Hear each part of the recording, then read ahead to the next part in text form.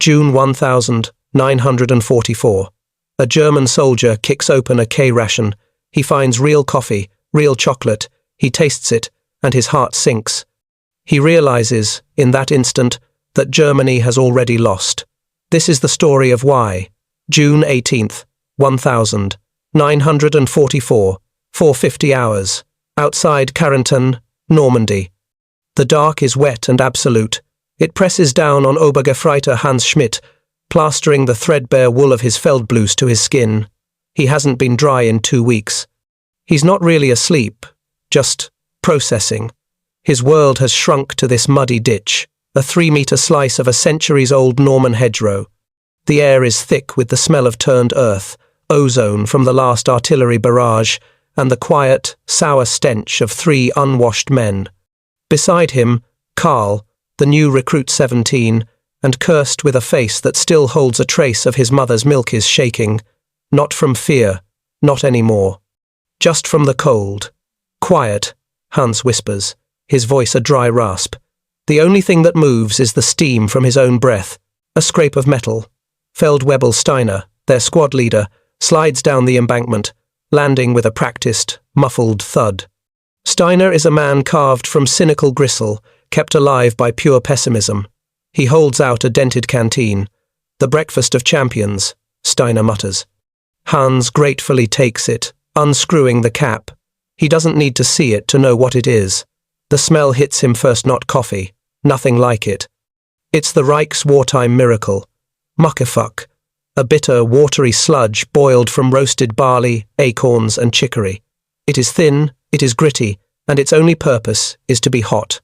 Hans has a fleeting, phantom Memoria cafe in Berlin, 1938, his father reading the paper. The smell of real, dark, Arabica beans. A lifetime ago, he takes a swallow. It tastes like burnt dirt. It's filth, Hans says, wiping his mouth on a sleeve stiff with dried mud. It's hot filth, Steiner corrects, taking the canteen, which makes it better than the cold filth we'll get for lunch, if we last that long. Hans nods, settling back against the dirt wall. He checks his Car 98K for the 1000th time. The wooden stock is dark and slick. His ammunition pouches feel light. 3 rounds per clip. He has 4 clips left. His steel hand grenade, the potato masher, hangs from his belt, its wooden handle smooth against his hip. They are ghosts. They are the remnants of the powerful Heer that smashed through France 4 years ago. Now, they are starving men in a ditch, armed with memory. The real enemy isn't the American soldier, not really. The real enemy is the Jabo. As if summoned by the thought, a faint drone begins in the east. Scheiss. Karl breathes, his eyes going wide. Don't look up, Steiner snaps. Don't move. Don't breathe. The sound grows from a hum to a wasp-like buzz, then to a tearing mechanical roar that fills the sky. A P-47 Thunderbolt, a Jabba Shrek fighter bomber Terror. It's not looking for them. It's just looking, hunting for anything that looks like a German. A truck, a horse, a man trying to relieve himself. Hans squeezes his eyes shut. He flattens himself against the mud, pushing his helmet down, trying to become part of the earth. You don't see the Jabo. You just hear the scream, and then the BRRRRT of the T-caliber guns that can turn a man into pink mist, or the whistle of the bombs that will bury you where you stand. The shadow of the plane passes directly over them, a fleeting cross of death. The roar recedes. Silence returns, heavier this time. Steiner lets out a long breath. See? They missed. They're sloppy. He taps Karl's helmet. They have too much of everything, too much fuel, too many planes, too many bombs. They get careless. Hans isn't so sure. He's just hungry. His stomach is a tight, aching knot. The ration bread they'd received 2 days ago was 50% sawdust, a brick of sour rye that tore at the gums. Their meat ration was a single tin of oily grey pork for the whole squad. Listen up, Steiner says, his voice low and urgent. The armies punched through Lehr's perimeter 2 clicks west. They dug in around a stone farmhouse. Command wants it. Neutralized. Hans scoffs. Command wants? What does neutralized mean, Feldwebel? Us or them? It means, Steiner says, ignoring him, that they have a supply dump. It means they are sitting on water, ammunition, and food. He lets that last word hang in the air. Real food, not this pig's will. Suddenly, the attack has a purpose. It's not about the fatherland. It's not about the Führer. It's about what's in the American foxholes. Eric brings the 42. Steiner continues, mapping it out in the dirt with a stick. We follow the ditch until the crossroads. Hans, you're the first man in. Grenade, then you go. Karl, you stick to Hans like you're his long-lost lover. Don't shoot your own. Shoot what's in front of you. Hans nods, his throat tight. He feels the familiar coldness spread through his chest. He pulls the porcelain toggle on his grenade, ensuring the cord is free. He stands, his knees cracking. The pre-dawn light is a sickly grey, just enough to see the endless, claustrophobic green of the bocage stretching out before them. Steiner looks at his watch. 5 minutes. Hans grips his rifle. He thinks about the Muckefuck. He thinks about the sawdust bread. And for the first time in months, he feels a sharp, clear, animal focus. He isn't fighting for Germany. He's going hunting. 5:25 hours. The crossroads. The ditch is a muddy artery, a channel of movement hidden from the sky. Hans leads, his body bent double. The car 98K held in a low port arms. The world is grey and green. The only sounds are the rhythmic, sucking schloop of his boots pulling free from the muck and the frantic chirping of birds, oblivious to the men passing beneath them. Karl is breathing too loud, a desperate, panting sound. Control it, Hans hisses over his shoulder, not stopping. Karl nods, his face pale, and clamps his mouth shut. They move for 10 minutes. It feels like 10 hours. The ditch is shallowing, the protective berm of the hedgerow falling away. Steiner, moving up from the rear, puts a hand on Hans's shoulder. He points. Through the tangle of hawthorn, Hans sees it, a dark shape against the lighter grey sky, the stone farmhouse. It's solid, a fortress, but the Americans aren't in the house. They're dug in around it, using an old stone cattle wall as a ready-made trench. A curl of smoke rises from a small chimney pipe pushed through the dirt. They're making breakfast. The arrogance of it stings Hans more than the hunger. Steiner holds up 3 fingers, then 2, then 1. He doesn't whisper. He just mouths the word, "Jetst." Now, the world explodes. To their right, 100 meters away, Eric opens up with the MG-42. The sound isn't a rat-tat-tat. It's a single, terrifying rip, like a giant canvas being torn in half, Hitler's buzzsaw. Tracers, glowing green-white, stitch into the stone wall. Go, go, go, Steiner bellows. Hans is already moving. He bursts from the cover of the ditch, his legs screaming in protest. The 50 meters of open ground to the American position looks like a mile. He hears shouts from the wall English. A high-pitched, "Shit, we're hit. Get down." A random shot from an M1 rifle pings off the ground near him. The sound is a sharp crack snap, the bullet passing him before the report arrives. He doesn't aim. He doesn't think. He just runs. Mud, grass, mud. He's at the wall. It's shoulder high. He smells it before he sees it, the rich, alien smell of something good. He fumbles with the grenade. The wooden handle is slick. He pulls the porcelain bead, the cord rasping. "Granate," he screams, more for Karl and Steiner than for the Amis. He counts. 1, 2. He swings his arm, lobbing the grenade over the wall. He drops to one knee, presses his face to the dirt, helmet down. The whomp is dull and heavy, a gut punch of sound and pressure. Dirt and small stones rain down on his back. Steiner, Karl, Rhine. Hans vaults the wall. He lands in a 2-foot-deep trench, still filled with smoke. For a second, he's blind. Then the world resolves. A young American, no older than Karl, is slumped against a pile of sandbags. His helmet is gone. His face is gone. The front of his olive-drab uniform is a dark, spreading stain. A second American is on his knees, fumbling with his rifle. He looks up at Hans, his eyes wide, his mouth open in a perfect O of surprise.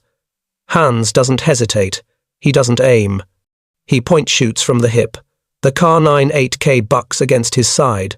The 7.92mm round hits the American in the chest, slamming him backward into the dirt parapet. Karl lands beside Hans, his rifle waving wildly. Where? Where? Reloading! Hans yells, his fingers numb as he works the bolt, ejecting the spent casing. Steiner is in, a screaming, furious animal, his MP-40 Schmeisser chattering. B-R-A-P, B-R-A-P, B-R-A-P. He sweeps the trench. Clear, clear, Erich, Halb. The MG-42 stops. The sudden silence is deafening, broken only by the tink-tink-tink of hot metal cooling and Karl, retching quietly into the corner of the ditch. They're gone, Steiner says, kicking over an ammunition box. 3 of them. Ran for the farmhouse. Let 'em. We're not here for the house. He lights a cigarette, his hands perfectly steady. We're here for this. Hans straightens up, the adrenaline draining away, leaving him hollow and shaking. He looks around the position. It isn't a foxhole. It's a lounge. There are wooden crates for seats. A tarp stretched over a corner to keep the rain out. Empty ration tins are piled neatly, but it's the smell. That's what's pulling him. On a small, portable heating stove, a black metal pot is still steaming. Steiner walks over to it. He picks up a metal cup abandoned by the dead American. He dips it into the pot and raises it to his nose. He sniffs. Once, twice. He looks at Hans, his eyes wide, all cynicism vanished. Gott, I am Himmel, Steiner whispers, his voice thick with disbelief. It's real. Hans, it's real. Coffee. Hans stares, and beside the stove, he sees it. A stack of small olive-green cans, a pile of waxy paper-wrapped bars, a wooden crate, stenciled K-Ration. It's a mountain. It is more food than their entire platoon has seen in a month. Steiner is still holding the cup, looking at it like it's a holy relic. They were making breakfast. Hans moves forward, drawn by a force stronger than gravity. The pot is still warm. He finds his own battered aluminum cup, the one that still has a gritty residue of Muckefuck in the bottom. He doesn't bother to clean it. He dips it into the pot, his hand shaking, and lifts it out. The liquid is black, not a weak, translucent brown. It's opaque, and a wisp of steam rises from the surface. He brings it to his lips. The smell hits him first. Not burnt barley, not chicory. It is rich, dark, smoky, and sweet. It's the ghost from the Berlin cafe, made real. He sips. His eyes close.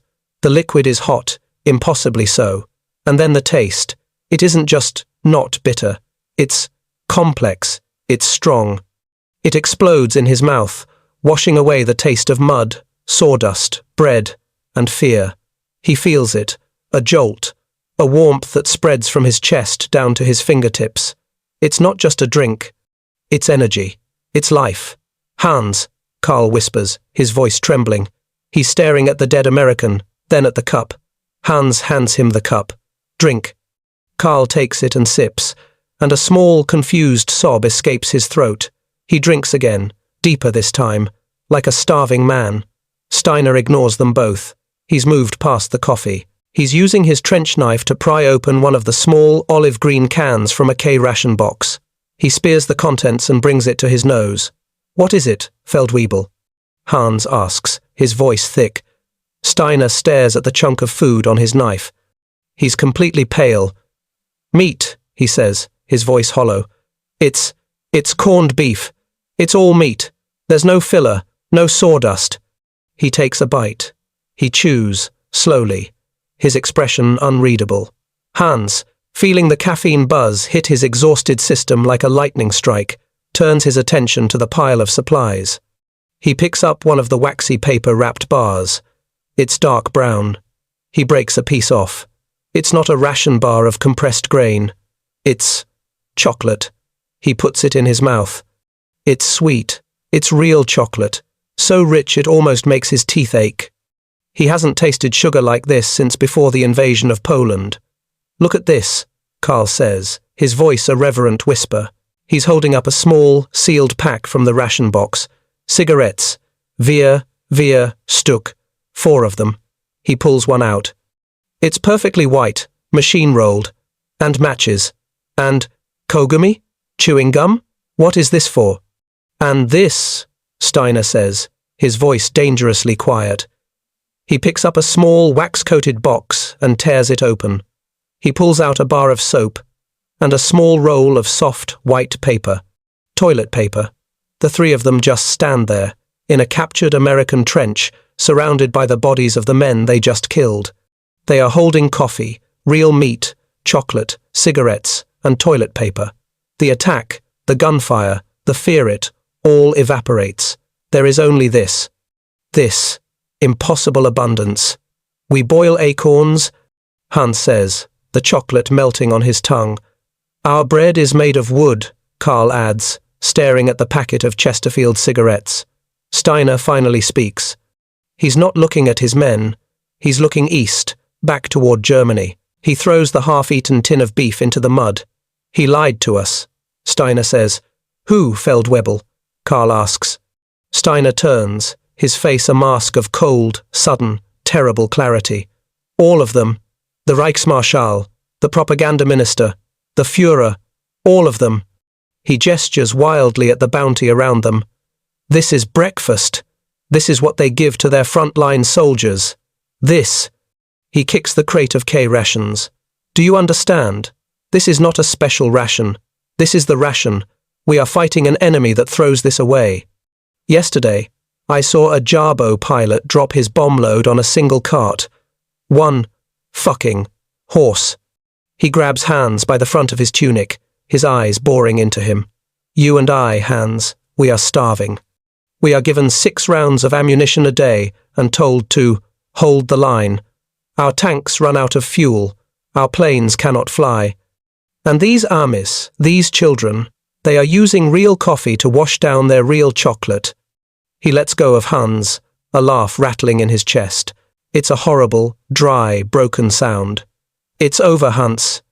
Steiner whispers, the laugh dying. It's not a war. It's a joke. We are not an army. We are ghosts, and we are just waiting for the priest to say the last rites. A high, thin whistle cuts through the air. Mercer! Hans screams, the word torn from his throat. Instinct, deeper than thought, deeper than despair, takes over. He grabs Carl and yanks him down as the world turns to white fire and black, stinging smoke. 5:40 hours. The captured trench. The explosion is a physical blow. Hans feels the ground leap up and smash into his chest. His helmet rings like a church bell, the sound so loud it becomes a white, screaming silence. Dirt, hot and pulverized, fills his mouth. He is choking on Normandy. He gasps, rolling over, his ears dead. He sees the world in jerky, silent film snapshots. Carl is on his back, his face a mask of white dust, screaming a scream Hans cannot hear. Steiner is already on one knee, his MP40 raised, his face blackened by the blast. The air is thick with smoke and the smell of cordite, which momentarily overpowers the rich scent of coffee. A second Thump W-EMP lands further down the line, where Erich and the MG-42 were providing cover. Steiner turns to Hans, his mouth forming a word. Erich. Hans understands. He scrambles to the edge of the parapet, wiping mud from his eyes. He peers through the smoke. The ditch they used for their approach is gone. It's now just a smoking, steaming crater. There is no sign of Erich. There is no sign of the MG-42. A sharp crack and a ZNNNG sound rips past Hans's ear. A chip of stone from the wall stings his cheek. Farmhouse! Steiner yells, his voice finally breaking through the ringing in Hans's ears. Second floor, Deckung! The 3 Americans hadn't just run. They had retreated to a hard point. And now, the men in the farmhouse were calling in mortar fire on their own, lost position. They were willing to sacrifice their breakfast to kill the men who took it. Ping. The distinctive, echoing report of an M1 Garand. A hole appears in the abandoned coffee pot, and the last of the precious liquid gurgles into the mud. They're zeroed in, Hans shouts, pulling Carl down. The boy is bleeding. A slice of shrapnel, or a rock splinter, has laid open his forearm from elbow to wrist. It's not arterial, but it's bad. It's just a scratch. Steiner lies, his eyes on the farmhouse. My arm! My arm! Carl is sobbing, staring at the blood. BRR-ape, BRR-AP, BRR-AP. A Browning .30 caliber machine gun opens up from a ground floor window. It's not firing wildly.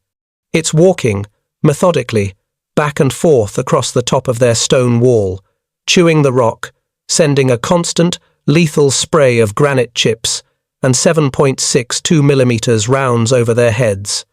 They are pinned, trapped in a ditch full of food by an enemy that has more. Hans chambers around.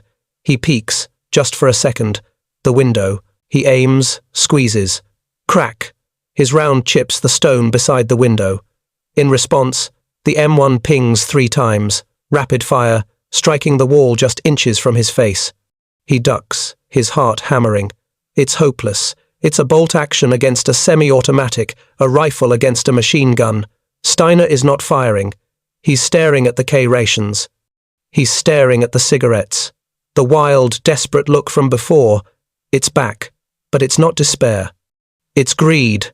Carl, Steiner snaps, tie that. Use your bandage. Now.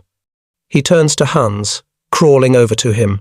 The 30 calories is still firing, a rhythmic, hateful sound. We're leaving, Steiner says. We can't, Hans says, reloading, his fingers fumbling with the clip.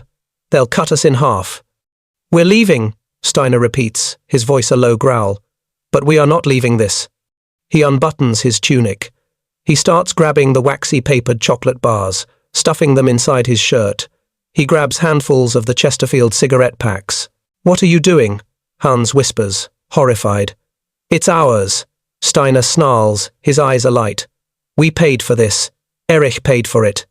He grabs a K-Ration box and shoves it at Hans.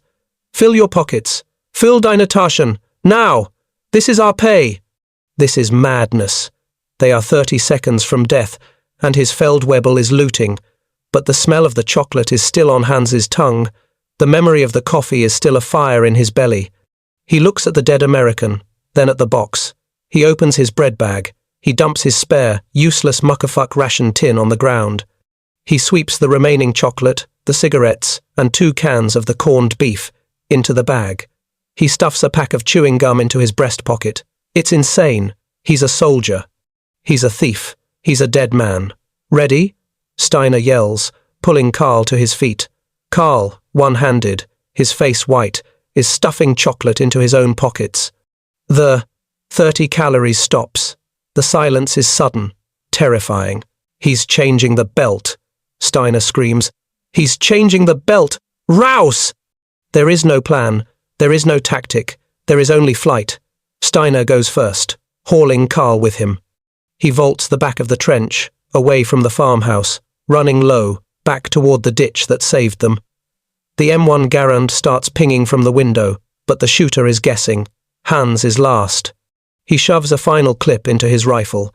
He stands, spins, and fires all 5 rounds as fast as he can work the bolt, aiming at the window. Crack!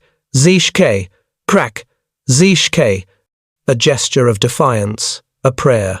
Then he runs. He leaps the wall, his pockets heavy, the bread bag banging against his hip, full of American treasure and German defeat. He lands, stumbles, and sprints, his head down, expecting the bullet in the back. He dives, head first, into the deep, wet, life-saving hedgerow ditch. He lands hard on top of Steiner and Carl. Behind them, the 30 calories opens up again, a furious, frustrated roar, chewing the air where they were just seconds before. But they are safe. They are in the mud. They are in the green. And they are rich. 5:45 hours. The hedgerow ditch. They are a pile of limbs and mud. Hans lands hard on Steiner, and for a moment they are just 3 terrified animals, gasping for air in the wet, black earth. The 30 caliber's roar is above them, a furious, impotent god, shredding the leaves of the bocage but not touching the men hidden in its roots. Out of the way. Steiner hisses, shoving Hans off him. He crawls, fast and low, deeper into the ditch. Hans follows, dragging Karl by the back of his tunic. The boy is crying, a high-pitched gulping sound that is more dangerous than any gunfire. Steiner. Feldwebel. My arm. Shut your mouth. Steiner spins around, his face inches from Karl's. Be quiet, or I will quiet you. Do you want them to drop a mortar on this ditch? Say still. Karl chokes on a sob and nods, his face slick with tears and mud. The three of them press against the earthen wall. The firing stops. Silence floods in, bringing with it the distant thump-wump of artillery, far to the west. Their own, familiar, miserable world. Hans leans his head back, his helmet scraping the dirt. He is shaking all over, his muscles jumping with the leftover adrenaline. His heart feels like it's trying to punch its way out of his ribs. He can feel the sharp corners of the corned beef cans digging into his hip through the thin canvas of his bread bag. Karl is trying to look at his arm. The sleeve is soaked through, black with blood in the grey light. Let me see, Hans says, his voice flat. He pulls out his standard-issue field dressing, a small, grim-looking packet. He tears it open with his teeth. The bandage inside is a pale, dingy grey. He wraps it, tight, around Karl's forearm. It's not so bad, Hans lies, tying the knot. The bullet is not in you. It will make a scar. You'll show it to the girls in Berlin. Now, stop crying. Steiner is not looking at them. He is sitting on his heels, his back to the enemy. He has unbuttoned his tunic, and Hans watches as he pulls out a crushed, slightly damp, olive-green packet of Chesterfield cigarettes. He fumbles with the wrapping, his hands, for the first time, shaking. He pulls one out. It's perfect. He puts it to his lips. Then, from the same K-Ration pack, he produces the small book of matches. He strikes one. The tiny flame illuminates his face. It's a death mask. His eyes are hollow, his cheeks sunken. The flame is steady. He lights the cigarette. He inhales. It's a deep, painful, greedy drag. He holds the smoke for a long, long time. When he exhales, it's not a puff. It's a surrender, a long, slow grey plume that mingles with the mist. It is smooth, Steiner says, to no one. He takes another drag. Hans looks at the man. This is the Feldwebel, who would scream at a man for having a loose button, who would inspect their Muckefuck canteens for rust. This is the man who embodied the Prussian ideal of discipline and denial. And he is sitting in a ditch, 10 minutes after losing a man, smoking an American cigarette like a Berlin pimp.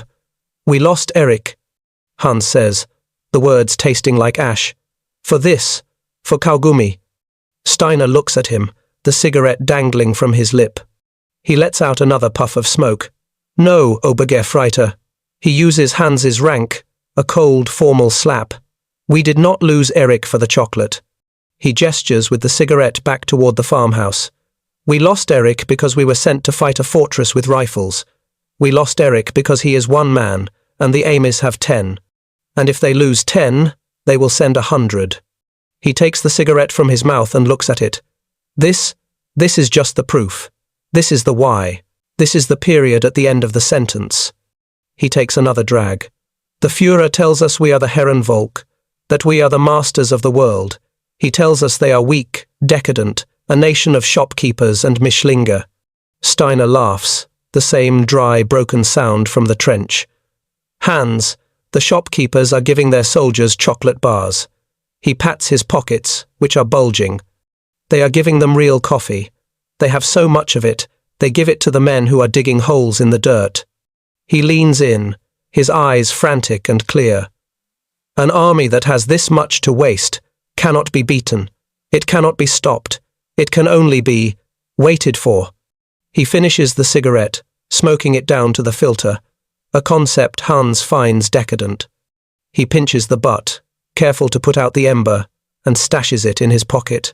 We are not soldiers, Hans, Steiner says, standing up. We are farmers. We are harvesting what we can before the winter, and the winter is here. He checks his MP40. He pulls a chocolate bar from his tunic, the paper already dark with melted sugar. He hands it to Karl. Eat. You lost blood. You need sugar. Karl just stares at it. Eat it, Steiner barks. Karl fumbles, his wounded arm held to his chest. He tears the paper with his teeth in one hand and shoves a piece into his mouth. He chews, his eyes wide and vacant, as tears and mud and chocolate run down his chin. Good, Steiner says. Now, we go. Back to the line. Hans stands up, his rifle feeling impossibly heavy. The weight of the cans in his bag is new, a damning, physical burden. What do we tell them, Feldwebel? Hans asks. About Erich?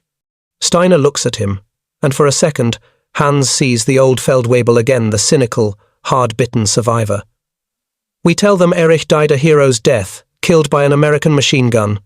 He starts moving, crawling down the ditch, and we do not. He calls back over his shoulder, his voice a muffled, deadly serious command. Share a fucking thing. 6:30 hours. The German line. The sun is up. It's a cruel white light that makes the endless green of the bocage look sickly. The crawl back is a kilometre of pure misery. They cannot walk. To stand is to die. The jabos are up, prowling the sky like bored, high-velocity sharks. So they crawl.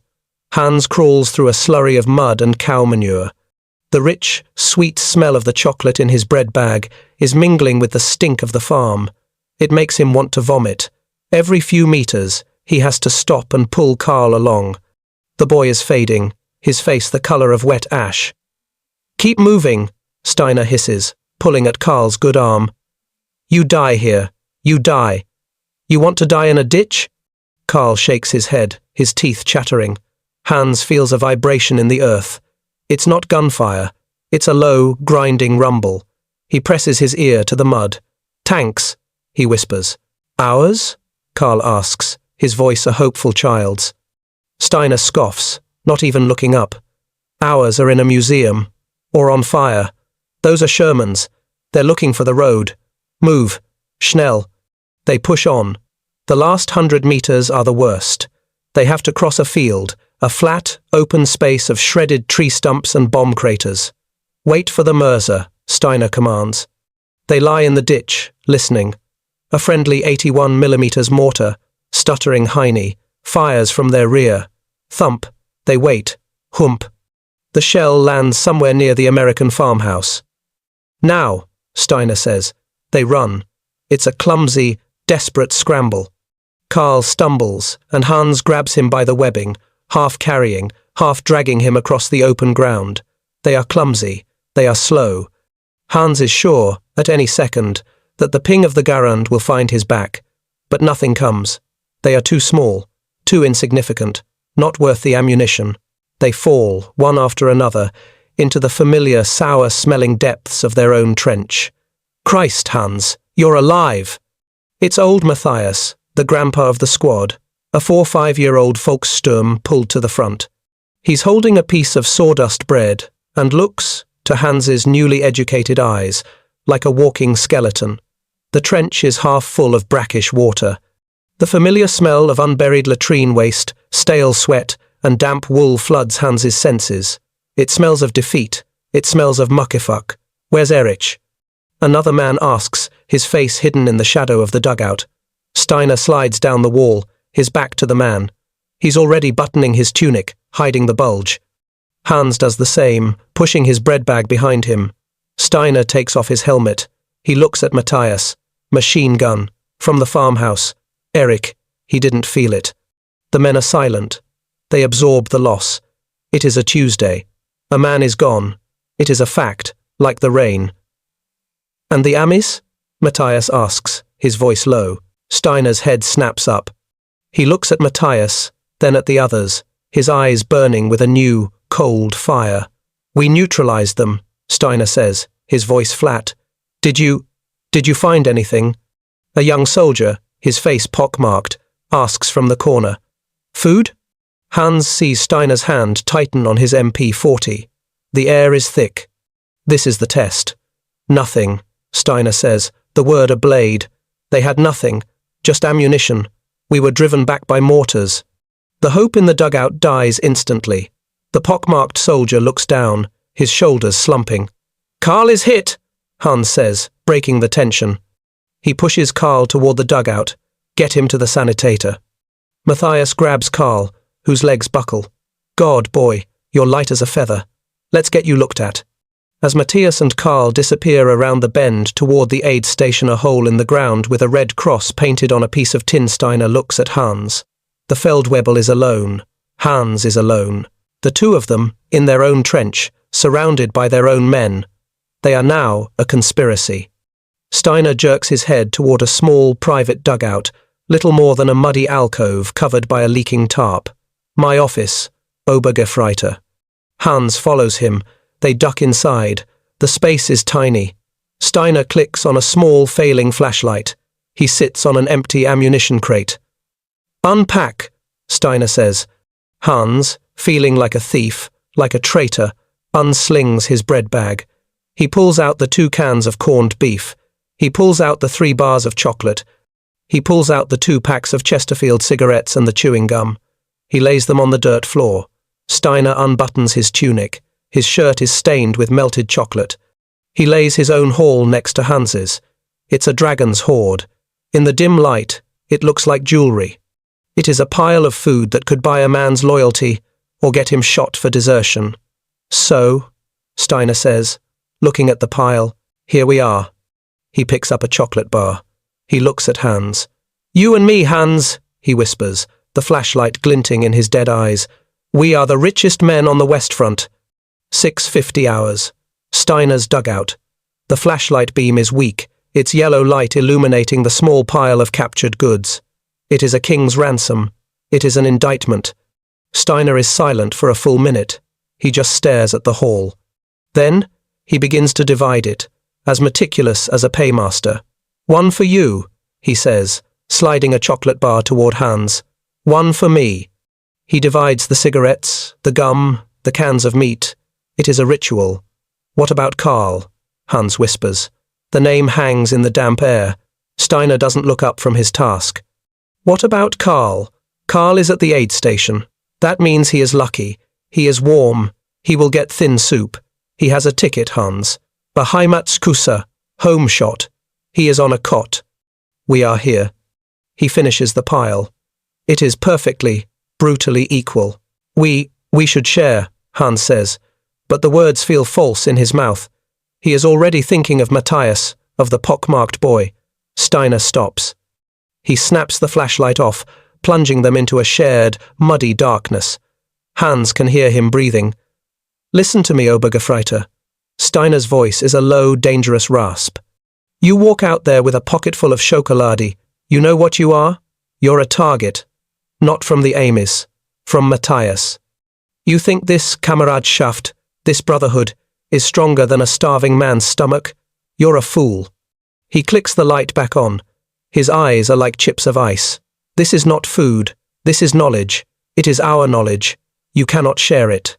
He picks up his P38 can opener, a tiny stamped piece of metal, and hooks it onto one of the corned beef cans. The sound of the metal puncturing the tin is obscenely loud in the tiny space. Tsk, tsk, tsk, tsk. He opens the can. A rich, fatty, salty smell fills the dugout. It is the smell of wealth, of power. He uses his trench knife to spear a thick, pink chunk of the meat. He holds it out to Hans. Eat, he commands. Hans hesitates. His stomach is cramping, screaming for the food. Eat, Steiner repeats, or give it to me. Hans takes the knife. He puts the meat in his mouth. He chews. It is so salty, so fatty, so real, it floods his senses. It is the most delicious thing he has ever tasted. And it tastes like treason. Outside, a whistle blows. Aufstehen, Muckefuck, get your filth. It's the breakfast call. Hans flinches. He hears the scraping of tins, the men coughing, the low, miserable murmur of the squad lining up for their morning ration of hot, burnt acorn water. He hears Matthias's voice. At least it's hot, eh, boys? Wakes you up. Hans is in a hole, 10 meters away, a king, a god, eating meat while his comrades drink dirt.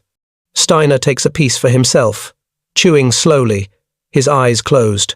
Good, he says, as if commenting on a fine wine. He carefully puts the lid back on the can. He takes his half of the hoard and begins, with practiced care, to hide it. A chocolate bar slides into the lining of his boot. The cigarettes go into his gas mask. Canister, the mask itself, had been lost at Caen. "You are not a soldier anymore, Hans," Steiner says quietly, his hands working. "A soldier believes in the Enzig. A soldier follows orders. A soldier shares his last piece of bread." He looks at Hans. "We are not soldiers. We are survivors. The only thing we are fighting for now is the next meal." He gestures for Hans to hide his own. Numbly, Hans obeys. The chocolate bar goes into the inner breast pocket of his tunic. The corned beef can he wraps in a spare rag and shoves deep into his bread bag, under the useless cleaning kit. The Chesterfield cigarettes, he tucks them into his sock, against his ankle. The hard, square pack is a foreign, uncomfortable weight. He is no longer Obergefreiter Schmidt. He is a scavenger. He is a liar. He is a rich man. "Good," Steiner says. "Now, go." "Go where, Feldwebel?" Steiner gives him that broken, terrible smile. "Go get your coffee. Look hungry. Look miserable. Look like one of them." Hans nods. He crawls out of the dugout, his new, secret weight pressing on him from all sides. He emerges into the grey, pitiless morning. Matthias is by the trench step, holding 2 cups.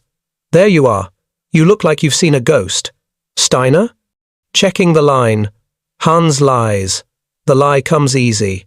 Matthias hands him one of the battered aluminum cups. It is steaming. It is full of Muckefuck. "To another glorious day for the Reich," Matthias mutters, and takes a sip. Hans looks into his own cup. He sees the gritty, thin, bitter liquid. He smells the burnt barley. He can feel the hard, sharp rectangle of the American chocolate bar pressed against his ribs. He can feel the cigarettes against his skin. He looks Matthias in the eye. "Prost," Hans says. He raises the cup to his lips and drinks the hot, familiar filth. He doesn't taste the acorns. He doesn't taste the chicory. He tastes the lie. He tastes the end. He knows, with the cold, hard certainty of a man who has seen the impossible, that the war is over. It was lost the moment that first real coffee bean was roasted. They are all just ghosts, waiting for the armies to come and sweep them away.